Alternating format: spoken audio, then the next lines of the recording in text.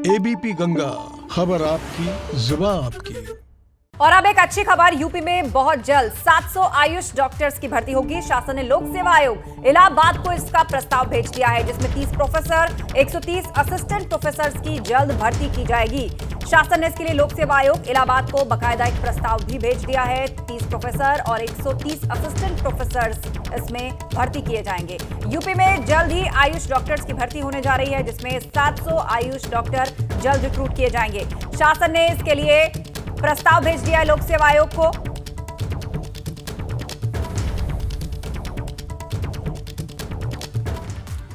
और मकर संक्रांति के मौके पर मुख्यमंत्री योगी आदित्यनाथ आज सुबह करीब 4 बजे गोरखपुर के गोरक्षनाथ मंदिर पहुंचे। वहां पर उन्होंने बाबा को खिचड़ी चढ़ाकर मेले की शुरुआत की। मुख्यमंत्री ने गोरखनाथ मंदिर में पहुंचकर पूजा अर्चना की। और यहां पर आपको बताना आवश्यक है कि नाथ संप्रदाय के सबसे बड़े मठ, सबसे बड़ी पीठ गोरक्षनाथ मंदिर में हर वर्ष 14 जनवरी को खिचड़ी मेले का आयोजन होता है। और ये मेला मकर संक्रांति से लेकर 1 महीने तक मंदिर परिसर में लगता है। मेले में देश के अलग अलग राज्यों से लोग आते हैं। इस बार खिचड़ी मेला कोरोना काल में हो रहा है और इसलिए खास एहतियात है। यहाँ पर कोविड-19 गाइडलाइंस का पालन कराने की योजना है। साथ ही स्वास्थ्य विभाग की एक टीम भी मेला परिसर में कैंप लगा रही है। मेले में आए श्रद्धालुओं को किसी तरह की कोई परेशानी ना हो, इसके लिए परिवहन की भी व्यवस्था की गई है। और इस कार्यक्रम के अलावा आज मुख्यमंत्री डाक टिकट और डिजिटल डायरी भी जारी करेंगे सुबह 11 बजे। यह कार्यक्रम गोरखनाथ मंदिर में ही होगा।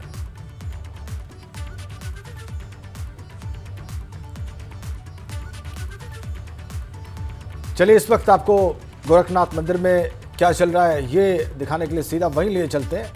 हमारे सहयोगी, हमारे ब्यूरो चीफ वीरेश पांडे इस वक्त वहां से कनेक्ट हैं, वहां से जुड़े हुए हैं। वीरेश, इस वक्त मेला कितने शबाब पर पहुंचा वहां पर?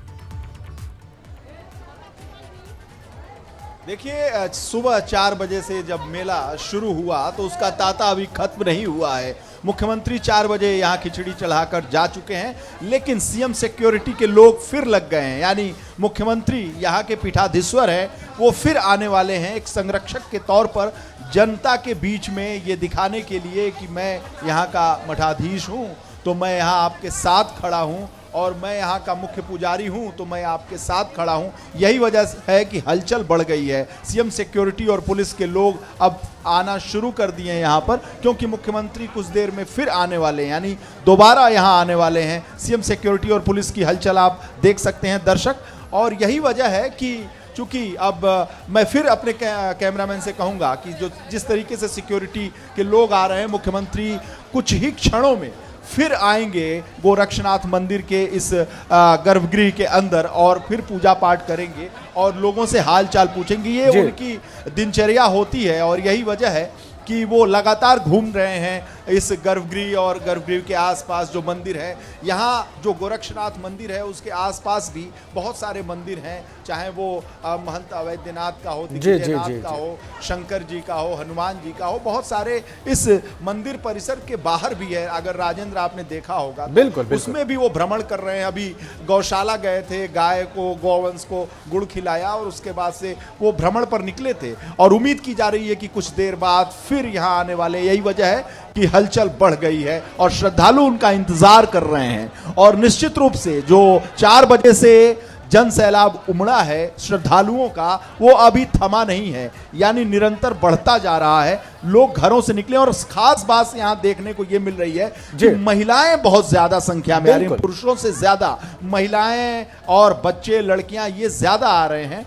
और उनकी जो श्रद्धा है, उनका कहना है कि वो यहाँ से नहीं, मतलब केवल गोरखपुर के लोग नहीं है यहाँ पर, बल्कि अन्य राज्यों से, सुदूर प्रदेशों से और साथ ही साथ जो गोरखपुर के आसपास के जिले, रात से आकर लोग अलग अलग आश्रमों में टिके हुए हैं और रह रहे हैं। कुछ लोग हैं जो उनसे बात कराता हूँ। कहाँ से आए हो? हम फरुखाबाद से आए हुए हैं। फरुखाबाद? जी जी। अच्छा, हर साल आते हैं कि अभी आए? नहीं, पहली बार आया हूँ जी। चढ़ा लिया खिचड़ी? चढ़ा? हाँ, दर्शन हो गया बाबा जी का, आशीर्वाद मिला। हाँ, आशीर्वाद में बड़ा आनंद आया। ये फरुखाबाद से आए हैं। जी, तो जी। ये न केवल गोरखपुर, देवरिया और गोरखपुर क्षेत्र के जो जिले हैं आसपास के, वहाँ के लोग नहीं हैं, बल्कि पश्चिमी उत्तर प्रदेश और अन्य जगहों से भी लोग आ रहे हैं राजेंद्र। और यही वजह, एक बार फिर मैं अपने छायाकार से कहूंगा कि वो लोगों के उल्लास को दिखाए, लोगों में जो श्रद्धा है। ये जो चावल के दाने फेंके जा रहे हैं, चावल चूंकि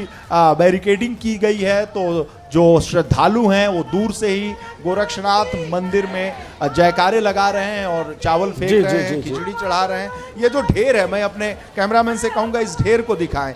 ये सहज अंदाजा लगाया जा सकता है कि अभी तक कितने क्विंटल लगभग चावल और खिचड़ी चढ़ चुकी है, जिसके साथ आलू है, गोभी है, प्याज है, तमाम तरह के जो सब्जियां हैं और फल है वो भी यहाँ चढ़ाया जा रहा है। पूरा परिसर मैं दिखाना चाहूँगा अपने कैमरे की नज़र से, पूरे परिसर में जिस तरीके से अन्न के दाने फैले हुए हैं, इसी से अंदाज़ा लगाया जा सकता है कि किस रूप में जनता यहाँ आ रही है और बाबा गोरक्षनाथ को खिचड़ी और अपना श्रद्धा सुमन अर्पित कर रही है। बिल्कुल यही वजह है कि यहाँ पर सिक्योरिटी की भी बहुत पुख्ता इंतजाम है। और राजेंद्र, एक और खास बात मैं आपको बताना चाहूँगा। एक और खास बात यह है कि इस बार पॉलीथीन रहित खिचड़ी मनाने की कोशिश जेल विभाग की तरफ से, खादी विभाग की तरफ से, नगर निगम की तरफ से किया गया है कि जो श्रद्धालु अगर पॉलीथीन में खिचड़ी लेकर आ रहे हैं तो इन विभागों द्वारा उन्हें जूट का थैला दिया जा रहा है ताकि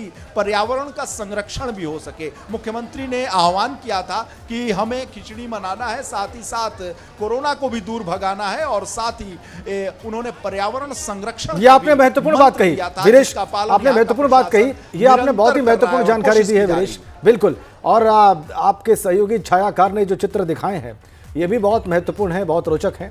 इन चित्रों को देख के हमें अंदाजा हो रहा है कि किस तरह से उल्लास के साथ, उत्साह के साथ वहां पर खिचड़ी का पर्व मनाया जा रहा है।